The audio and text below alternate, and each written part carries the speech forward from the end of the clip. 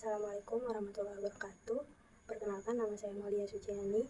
Pada video kali ini saya akan membahas sedikit tentang buku yang pernah saya baca dan film yang pernah saya tonton. Kemudian apa saja hikmah dan pelajaran berharga yang bisa kita ambil dari buku dan film tersebut. Baik, tanpa berlama-lama lagi, di sini saya akan membahas tentang buku yang berjudul Berhenti Berpura-Pura Untuk Terlihat Baik-Baik Saja. Baik, buku ini dapat membantu untuk lebih memahami diri sendiri dan menjalani hidup yang lebih bahagia. Buku Berhenti Berpura-Pura Untuk Terlihat Baik-Baik Saja ini adalah buku yang sangat inspiratif dan dapat membantu kita untuk lebih mencintai diri sendiri dan menjalani hidup yang lebih bahagia.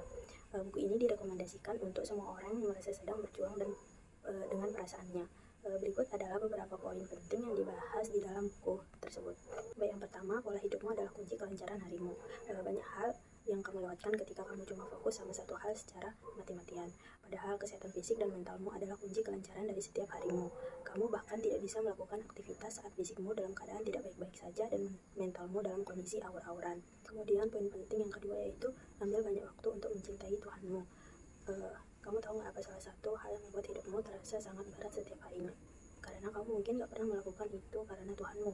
Kamu menikmati hasilnya, tapi kamu tidak pernah merasa cukup sampai kamu masih terus membajak dirimu untuk mendapatkan sesuatu yang lebih daripada yang kamu miliki saat ini. Kemudian poin yang ketiga yaitu jadilah dirimu sendiri. Tidak perlu menjadi seseorang yang harus menyesuaikan dengan selera orang lain.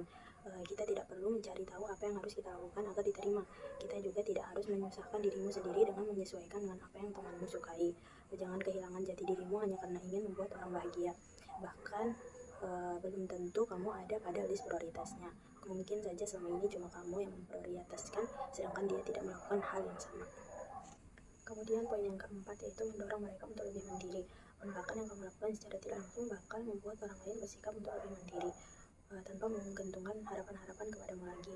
Awalnya mungkin akan terasa berat bagi orang lain yang sudah terlanjur bergantung padamu, namun ketergantungan itu harus segera diselesaikan supaya tidak merugikan keduanya. Kemudian poin yang kelima yaitu belajar menerima keadaan. Banyak dari kita yang seringkali merasa bahwa Tuhan seolah menggagalkan rencana kita, menghancur-leburkan semua harapanmu, padahal tanpa kamu sadari, Tuhan memberikan cobaan padamu bukan karena Tuhan benci kamu, tapi Tuhan sedang ingin menarik perhatianmu yang selama ini sulit untuk didapatkan.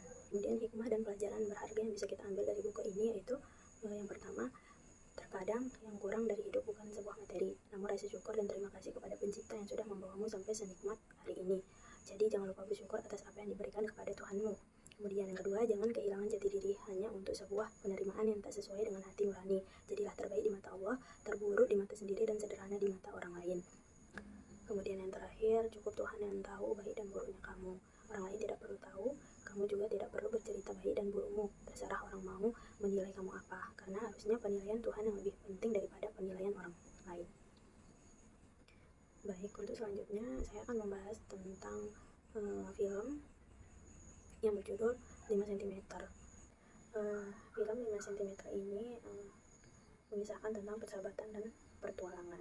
Kemudian hikmah dan pelajaran berharga yang bisa kita ambil dari film ini yaitu yang pertama, tidak ada yang lebih berharga daripada keluarga, persahabatan, cinta, dan kasih sayang. Kita mungkin memiliki seluruh dunia, tetapi tanpa ketiga hal tersebut semua tidak akan berarti. Kemudian yang kedua, usaha tidak akan pernah mengkhianati hasil. Tidak ada usaha yang sia-sia, percayalah akan hal itu. Mungkin kamu akan beberapa kali gagal atau mungkin selalu gagal, tetapi yakinlah bahwa Tuhan itu Maha Adil.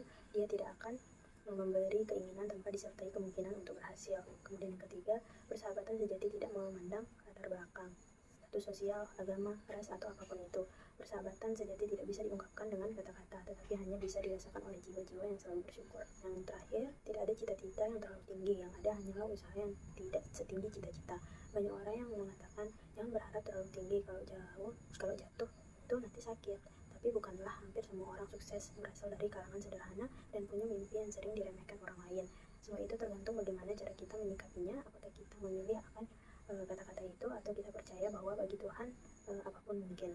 Baiklah, itu saja video dari saya tentang buku dan film yang pernah saya baca dan tonton. Wassalamualaikum warahmatullahi wabarakatuh.